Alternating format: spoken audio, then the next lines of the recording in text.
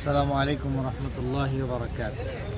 সম্মানিত সিলেটবাসী, মানবিক নেতা, আগামীর বাংলাদেশের কর্ণধার, আমাদের আগামীর প্রধানমন্ত্রী ডক্টর শফিকুর রহমান, সিলেটের মানুষ তাকে বরণ করার জন্য লাখো লাখো মানুষের জমায়েত হবে এবং স্বতঃস্ফূর্তভাবে আমরা আশা করছি সবাই উপস্থিত। সম্মানিত সিলেটবাসী, আপনারা জানেন আগামীকাল সিলেট ঐতিহাসিক আলিয়া মাদ্রাসা ময়দানে অনুষ্ঠিত হতে যাচ্ছে এক ঐতিহাসিক সমাবেশ।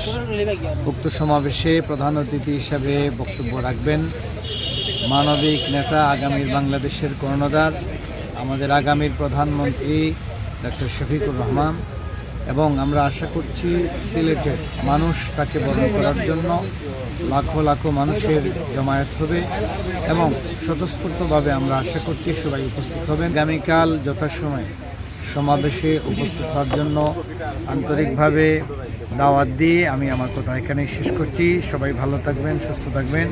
আসসালামু আলাইকুম ওয়া রাহমাতুল্লাহি ওয়া বারাকাতুহু।